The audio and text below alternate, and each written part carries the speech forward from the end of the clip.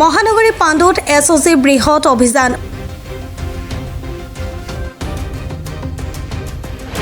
অভিযানত জব্দ বৃহৎ পৰিমাণৰ তীৰৰ বহীৰ লগতে দুজনকৈ লোকক আটক।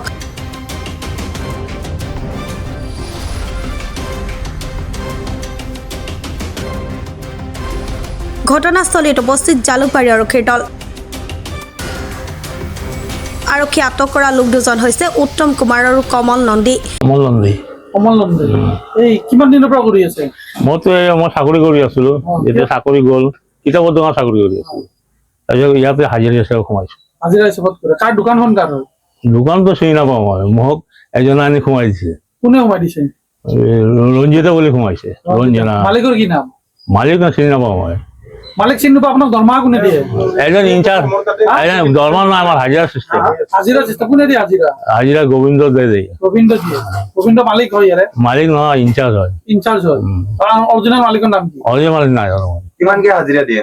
350। 350 একদিনত না ঘণ্টাত? একদিনত ঘণ্টা। কিমানকে লয় পইচা? তীৰ কাটিলে কিমান পইচা পায়?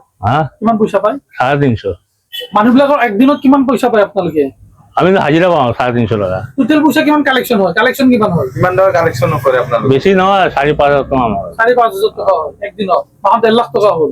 যোৱাই নাই মই একমাহ মান হ'ব আৰু হোৱা নাই, এনেকে আছো। মই নতুন আহিছে। কি নাম? মোৰ নাম উত্তম কৰ্মকাৰ। কিমান দিন হ'ল ক'ব? মই একমাহ হোৱা নাই, তেখেতৰ পিছত মই বহুত পিছত। হাজিৰা কৰা না মানুহ? আমাৰ হাজিৰা দি আছে 350 450। মইতো বেলেগ তেখেতৰ আণ্ডাৰতে আছিলো, কিন্তু তেখেতে মোক লৈ আহিছে। কোনে সোমাই দিছে তোমাক? কোনে লৈছে? এই ৰঞ্জিতে মোৰ মানুহ এজন আছে, তেখেতৰ মানে মোক চিনাকি আছিল, সেইকাৰণে মই সোমাইছো। এই তীৰৰ মালিক কোন? পইচা কাক দিয়ে? হিচাপ কাক দিয়ে? পইচা বুজা কাৰে এই লৈ যায় গোবিন্দকে। মইতো তেখেতক কাক দিয়ে মই নাজানো।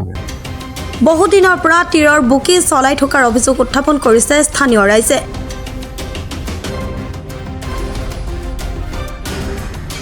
গোবিন্দ দে নামৰ ব্যক্তিজনৰ নেতৃত্বত বহুদিনৰ পৰা চলাই আছিল তীৰৰ এই ৰমৰমীয়া বেহা।